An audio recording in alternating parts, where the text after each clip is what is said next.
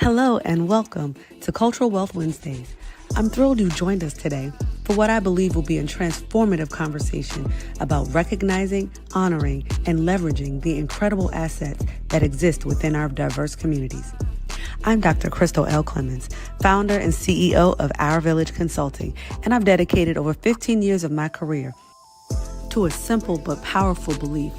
Every student, every family, and every community possesses incredible wealth that, when recognized and cultivated, can transform educational outcomes.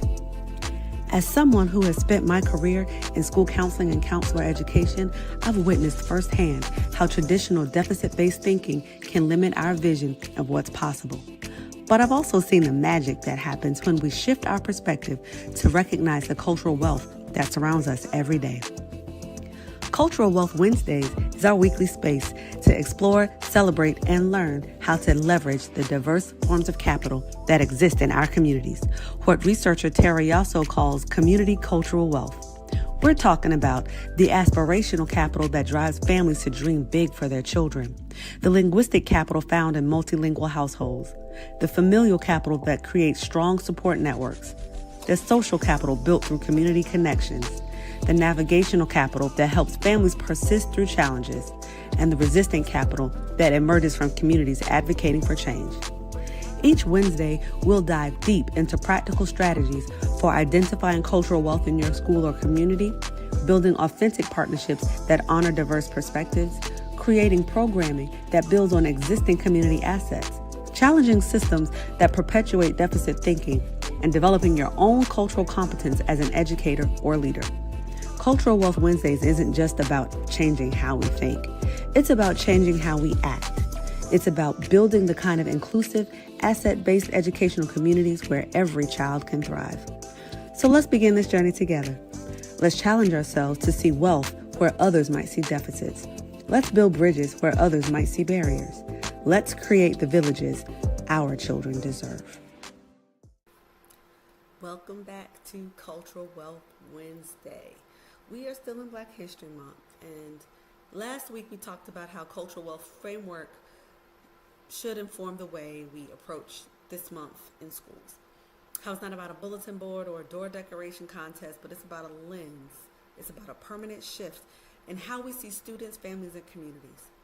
Today I want to go deeper because there's one expression of cultural wealth that I think is the most undervalued, the most dismissed, and the most powerful of all.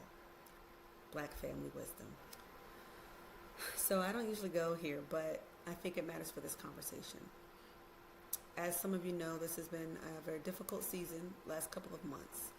I lost a cousin who was a couple of months younger than me, a couple of years younger than me. Lost him. And on the day that he was buried, November 19th, that night, I lose my last surviving grandparent, my grandmother, my maternal grandmother. So a lot of grief. And in the middle of all that, I still had professional commitments. I still had speaking engagements, right? Like the night my grandmother passed, literally the very next morning, I was on a plane to Orlando, Florida to speak at the National Association for the Education of Young Children. And then the week after her funeral, which was 2 days before Thanksgiving, the week after her funeral, I was at the Advancing School Mental Health Conference again in Florida. And I'm not going to lie to you, I didn't know how those engagements were going to go. I didn't know how I was going to show up. But the village showed up for me. Colleagues, fellow educators, folk I had never met in my life, they showed up in these spaces to hear me speak, but they offered their condolences. More than just that, they wrapped around me, they hugged me, they held me up, they made space for my grief, because I was very honest with them that I was in the midst of very fresh grief while up speaking to them, and it was a couple hundred people. So they made space for my grief while also making space for my work, and they embodied everything that we've been discussing in this series. And in those spaces, thinking about my grandmother, carrying not just her, but all of my grandparents, that have since left this earthly plane. All of them were the embodiment of Black family wisdom. I just kept thinking, this is exactly what Black families and communities have been doing for generations. We show up, we hold each other, we keep making a way. And that's not background support. That is the foundation of Black family wisdom. So I'm going to make it plain here. Schools have a long, long history of approaching Black families through a deficit lens. And again, if you've been following this series of Cultural Wealth Wednesdays, you know that. We've discussed that. There's been assumptions about involvement, assumptions about priorities, assumptions about what engaged parenting is supposed to look like. And that's usually defined by, middle-class, white, nuclear family norms that were never designed to include everyone. And when the Black families don't fit that little narrow image, they get labeled. They're disengaged. They're not invested in their child's education. They're hard to reach. All of that. But that's a failure of imagination. That's not the failure of the family. Because see, Black families have been educating children under conditions that most institutions have never had to even deal with. During enslavement, when literacy was illegal for enslaved people, families still found a way to teach. During segregation, Black teachers and Black families built schools, funded them, staffed them, and filled them with children who knew that their education was an act of resistance. It's not a community that doesn't value education. That's a community that has fought for it at every single turn. So here's a reframe. This is what I want you to take from what we're discussing today. The village is not informal support. It is an educational ecosystem. When a grandmother raises her grandchildren and passes down stories of resilience and survival, that's curriculum.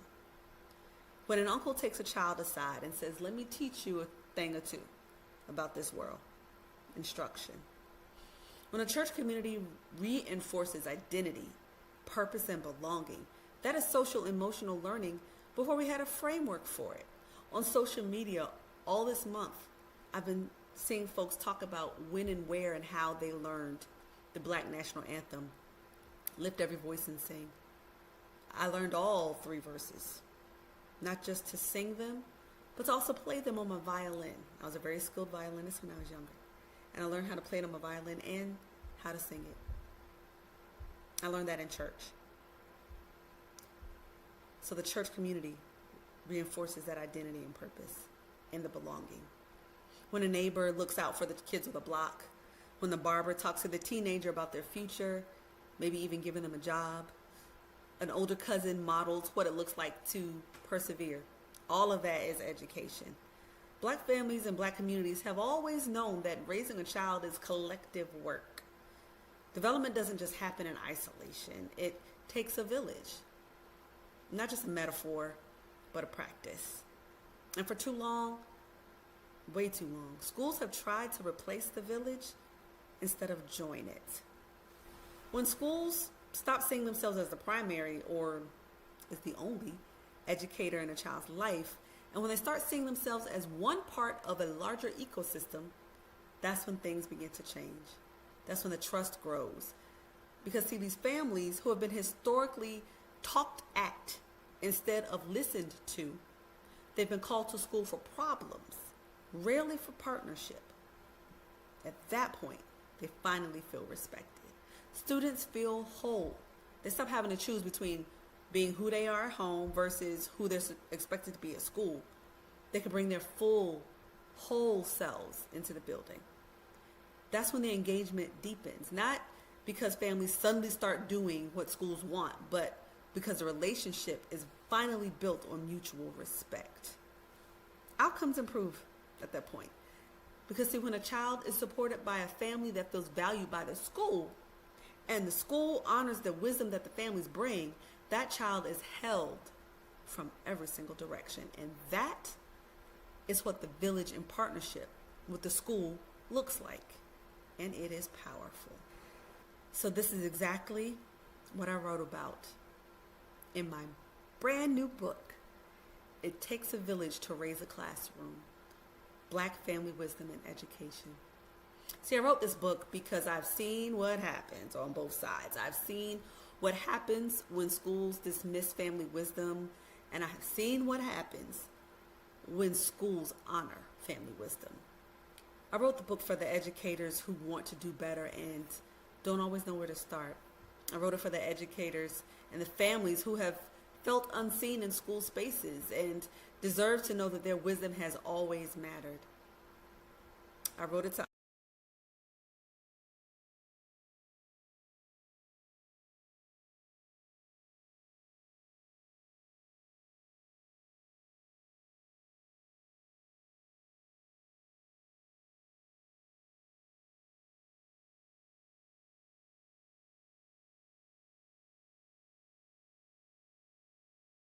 maternal grandmother this past November. I felt more than ever the weight of the wisdom she carried, and also losing my paternal grandmother 5 years ago this July. I have felt more than ever the weight of their wisdom and the responsibility to make sure that the wisdom and the mantle of truth that they had is not lost, but that it's honored, it's documented, and it's passed forward. And this book is an act of honoring. So here's your Cultural Wealth Wednesday challenge for this week. I want you to sit with these 3 reflection questions. Would you think about the families in your school community? What wisdom are they carrying that you have yet to make space to hear? How does your school currently position families? As recipients of information or as holders of knowledge? And what would it look like for your school to truly join the village instead of trying to replace it? Sit with those questions. They're not easy, but they're the right questions to ask. Black History Month gives us language for what Black families have always known. The village is not a supplement, it is the structure. And when schools honor that, schools that see family wisdom as an asset, that position the community as a partner, that recognize the educational ecosystem that already exists beyond our walls, we don't just improve outcomes, we restore something. We say to children, the people who raised you matter here. What they know matters here, and where you come from matters here. That is the kind of school that every child deserves. I want you to check out the link in the description so you can purchase my new book, It Takes a Village to Raise a Classroom, Black Family Wisdom and Education. That is your real challenge for the week. Check out the book, and I will see you next week.